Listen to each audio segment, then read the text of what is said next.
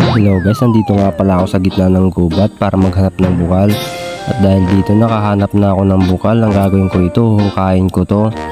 Bali dito ang gagawin ko ngayon ay gagawa ako ng pondo ng tubig o yung hose sa mga nakakaalam.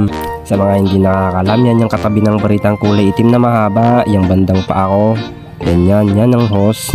Bali yan, may nakatutok na kasi sa bandang taas, kaya dito ako sa bandang baba. Iniiwasan kasi namin dito ang gulo, kaya ngayon pag maglalagay ka ng pondo, doon ka sa baba, huwag ka sa taas, baka kasi mabusan mo siya ng tubig, kaya mangyayari yan, gulo. At kung mapapansin nyo nga, halos walang umago sa tubig, kaya naman huhukayin natin to para yun ang pagpupunduhan niya. Kaunting kalaman niya pala, kung sakaling maitim ang kuko ninyo at wala kayong pera pang pamanicure, itong gawin nyo, magbareta lang kayo ng buhangin tapos kamay-kamay ninyo, tignan nyo.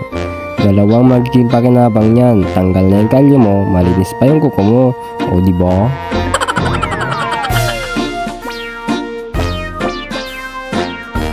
At dito nga patayo-tayo na ako kasi ramdam ko na yung sakit ng kamay ko.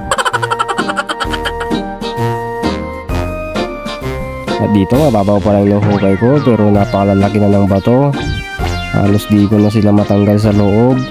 Kaya naman mababaw na lang ang pinagpasyan kong hukay rito. Ayan yun hanggang to, at least may konting pondo. Pagkatapos wala talaga ako palabas sa tubig. At dahil sapat na yung nahukay natin, lagay na natin yung hose. Subukan natin kung gagana. Pag hindi ito gumana, ay wala akong choice. Hindi na ako gagawa o hindi ko na itutuloy ito. At dito ay nalagay ko na yung dulo sa loob ng tubig. Medyo iniyahan ko lang siya ng bagya rito para hindi siya nakadikit sa lupa. Para na rin iwas na makasipsip siya ng lupa. Pasensya na kung hindi ninyo nakikita sa dulo yung ginagawa ko kasi napakalabo ng tubig. Singlabo ko magpaliwanag. At pagkatapos kailangan nating pumunta dun sa kabilang dulo para sipsipin yung dulo nito. Parang pagsipsip ng suso. Sa mga hindi nakakaalam kung ano ba yung suso, hayaan nyo na. Sa susunod ko na lang papaliwanag pag gumawa ko ng video tungkol sa suso. Dito na lang muna tayo mag-focus sa pagsipsip nito. At dito punas-punas muna bago sipsipin para malinis. At dito kailangan perusahin mo ng biglang pagsipsip. Tapos kailangan mo ng bahagyang timing. Baka kasi masipsip mo pati yung lupa. At dahil nga sa expert na tayo sa larangan ito, madali ko lang itong napalabas. O diba, galing, napakalas ng tubig. Dahil ganito kalas ng tubig, kailangan nating tingnan yung pondo kung gaano siya kabilis maubos. At dito nga ako lubusang nalungkot. Wala pang 1 minuto pero nauubos na yung tubig. Ibig sabihin nun wala talagang nidadagdag na tubig mula dun sa pondo. Medyo naglag yung utak ko dun pero hayaan nyo na. Pusid na muna tayo dito sa ginagawa natin.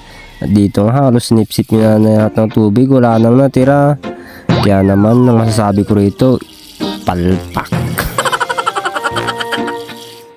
Mukhang nagpagod na naman ako sa wala, pero okay lang yon, at least sinubukan ko, di ba? Tingnan mo itong hose na to, kung makahigop, wagas, para na mga agawan ko siya. Sayong sayo yan. At dahil nga palpak tong ginawa ko, kaya malis na lang ako, pumunta na lang ako dito sa may sapa. Titingnan ko na lang yung pondo ko dito kung baka napasakan lang, kaya mahina sinipsip ng tubig. Ito nga pala yung pondo ko, ito sana ililipat natin sa hinuhukay ko kanina. Ang problema lang yun nga, pumalpak. Kaya ako sana ililipat ito kasi mababa tong ilog. Sa mga hindi nakakaintindi, kapag mas mataas kasing pwesto ng pondo mo, mas malakas ang pwersa ng tubig, magbibigay ng pwersa papunta sa rainbows. Ibig sabihin mas malakas yung ikot ng rainbows o mas malawak yung sakop ng masasyawiran mo o madidiligan.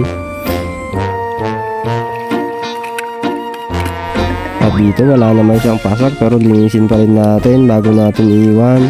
Wala naman na rin tayong choice, talagang dito na to.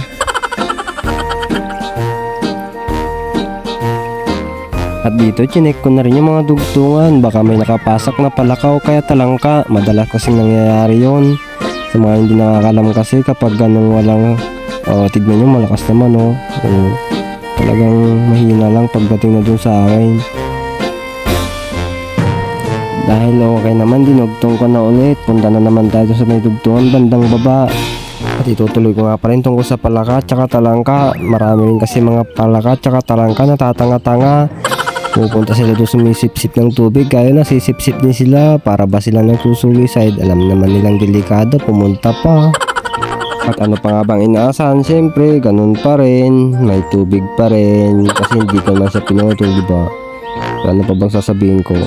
Pero ang problema, yun nga, napakahina. Kaya naman ito na yung nagiging resulta kapag yung pondo mo ay mababa. Tsaka malapit. Mahina yung pwersa niya.